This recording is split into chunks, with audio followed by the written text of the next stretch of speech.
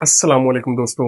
आज हम चैप्टर 10 का जो नेक्स्ट टॉपिक है फैराडेज लॉ वो डिस्कस करने जा रहे हैं। ओके, फैराडेज लॉ छोटा सा लॉन्ग क्वेश्चन है और शॉर्ट क्वेश्चन में भी आ सकता है और इसके रिलेटेड काफी सारे प्रॉब्लम्स भी हैं। तो वो एंड तक मैं आपको बताऊंगा कि प्रॉब्लम्स किस तरह बन सकते हैं, न्यूमेरिकल जो है वो किस तरह से पूछे जा सकते हैं और उनके लिए कौन कौन से फार्मूले यूज होते हैं। तो ये हमारा सिंपल सा कंसेप्ट है। आज का हमारा टॉपिक है फैराडेज लॉ। तो स्टार्ट करते हैं फैराडेज लॉ को। हमारे पास वही पीछे वाला जो टॉपिक हमने पढ़ा था मोशनल ईएमएफ, वहीं से हम इसका आगाज करेंगे। हमारे पास दो रेल्स हैं और हमने एक गैल्वानोमीटर जोड़ा हुआ है और इधर हमने मैग्नेटिक फील्ड अप्लाई किया हुआ है इनटू द पेज। ओके, और ऊपर एक रॉड पड़ा है और इस रॉड की लेंथ है L, ये लेंथ L है और उसको हम मूव करवाते हैं फ्रॉम, ये पोजीशन नाम दे लो x1, और हम उसको लेके जाते हैं x1 से एक और नई पोजीशन x2 पे। ओके, यानी हमने उसको मूव करवाना है, x1 से लेके जाना है कहां पर है, x2 पे।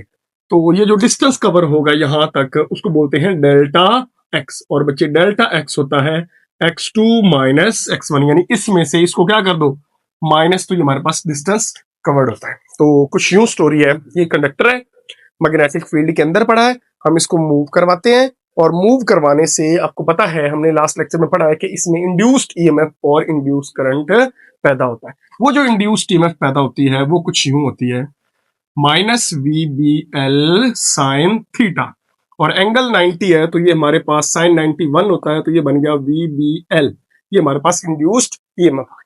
ओके, अब यहाँ पे वेलोसिटी है। अगर आप वेलोसिटी को देखो तो वेलोसिटी होता है डिस्प्लेसमेंट पर यूनिट टाइम, यानी rate of change of displacement. तो यहां से यहां तक हमने जो डिस्प्लेसमेंट कवर किया वो कितना है, डेल्टा एक्स।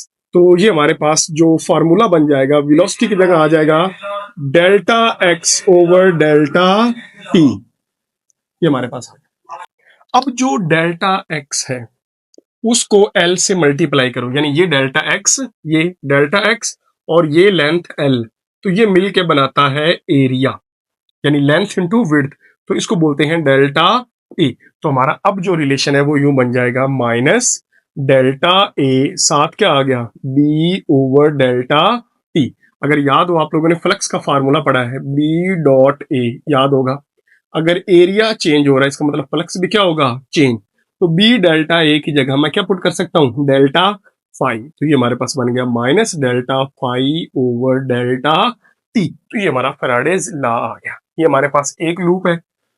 ओके, अगर हमारे पास एन लूप्स हैं तो इसी फार्मूले को रीअरेंज करके लिख सकते हैं minus N delta phi over delta T. तो आप लोगों ने सिर्फ इसको एन से क्या कर देना है, मल्टीप्लाई, हमारा रिलेशन आ जाएगा। अब इस रिलेशन से हमें पता क्या चल रहा है, इससे हमें सिर्फ ये पता चल रहा है कि जब फ्लक्स चेंज होगा, यानी rate of change of flux किसके इक्वल है, इंड्यूस्ड ईएमएफ के इक्वल है। यानी जब भी फ्लक्स चेंज होगा तो उस वक्त पैदा होगी इंड्यूस्ड ईएमएफ, और यही कहलाता है फैराडेज लॉ।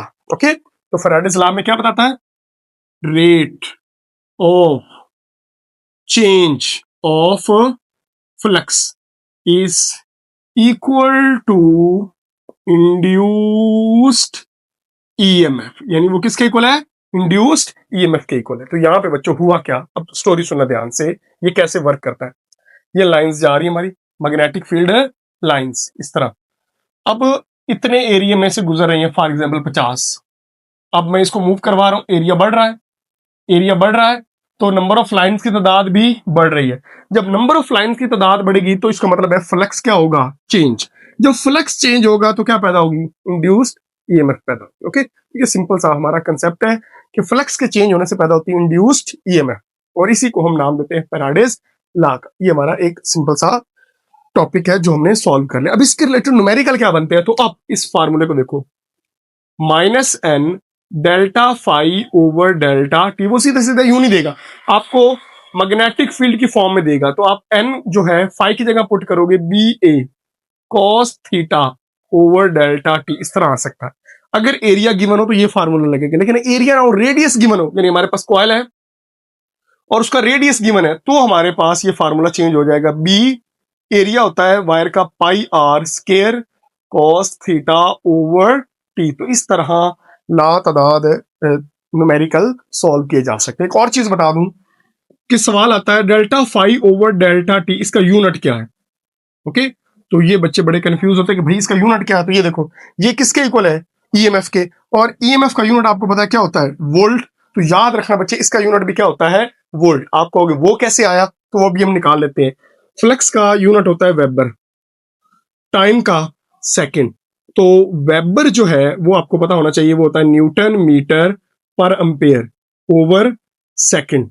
बड़ा सिंपल सा सॉल्व कर लेते हैं। न्यूटन मीटर ओवर एम्पेयर नीचे आ जाएगा, एम्पेयर सेकंड। न्यूटन मीटर होता है जाउल और एम्पेयर सेकंड होता है कूलम। तो ये बन गया जाउल पर कूलम, जो कि किसके इक्वल होता है? वोल्ट के। तो ये बच्चों आप लोगों ने याद रखना, ये इक्वेशन जो है वो ऐसे सिस्टम के हिसाब से भी इक्वल है, यानी ये वोल्ट है और ये भी क्या है? वोल्ट। तो ये सिंपल सा हमारा टॉपिक है, 2 मिनट में आप इसको सॉल्व कर सकते हैं। Faraday's law. मिलते हैं नेक्स्ट टॉपिक में, लेंजिस लॉ में, और उसी में ये नेगेटिव साइन को एक्सप्लेन करूंगा। ये देखो, मैंने इसको बिल्कुल टच भी नहीं किया है। तो नेक्स्ट लेक्चर में हम सारा डील इस नेगेटिव साइन को करेंगे। मिलते हैं नेक्स्ट वीडियो में, तब तक के लिए अल्लाह हाफिज।